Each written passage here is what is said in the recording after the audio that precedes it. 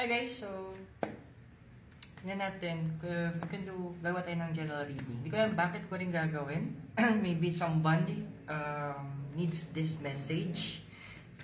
So if you're new, so just click on follow me, diba? And you can also follow me and subscribe to my YouTube channel, which is the same name po, Tarot Page Philippines. And mind you guys, just a warning din po.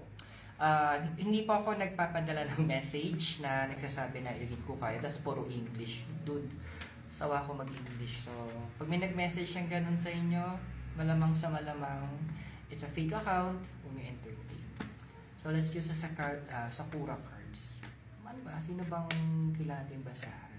Well, if this message, baka para sa ito. Kasi nakita mo tong video ko eh. So, if you're the card of the Libra, the Dark, ang ganda, and the Fight. Well, let's start with the card of the Libra kasi this is a moment for you to set things into balance.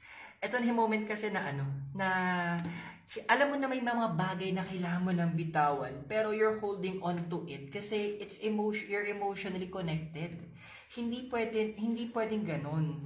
Although yes, andoon yung nakikita nyo yung nakakaramdam ka ng sabihin natin na you feel connected to this person, to this object, or sa bagay na to, or sa memories na to. But it's no longer serving your energy. Hindi na siya, kumbaga, hindi na healthy. Parang sa una lang siya, na it's already served the purpose eh. So it's time to let go. Yes, andun yung kasunod na card is the Dark. It will be hard kasi nasanay ka eh. Nasanay ka na ganito yung nangyayari, nasanay ka na ganito yung ginagawa, nasanay ka na ito yung nararanasan mo. So, it's a time right now that the cards are saying that, yes, you will go through darkness eh. Pero yung maganda dito, as you go through the darkness, andun yung point na you will have this moment na sabi lang natin na it will help you understand the other senses. Di ba pag nasa dilim ka, andoon na mas nakikita mo or mas nagiging sharp yung iyong other senses. So it's time that you do that. It's time that you allow yourself to go through that process. It will be hard, yes, but it's necessary eh. Kasi kung hindi, ikaw din yung mahihirapan.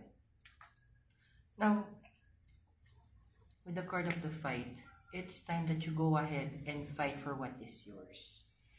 It's time that you go ahead and do what you need to do. It's time that you take hold of what is yours. Kasi may mga pagpapala sa buhay, kapatid, na binibigay sa atin, may iba na kusa, meron ng iba binibigay sa atin na kailangan nating ilaban. Why? Minsan mas masarap kasi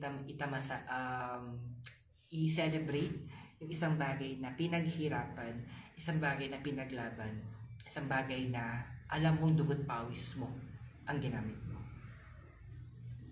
Time to let go. It will be hard. Walang promises madali, but it will be worth it. So I hope nakatulong yung reading sa inyo. Tandaan po yung reading sa atin. Therefore, guidance purposes, use your free will wisely. And all the way here po from Latrina at Benguet, kasama po si Miguel Noodles. You have a great day guys and I'll see you around. Goodbye po.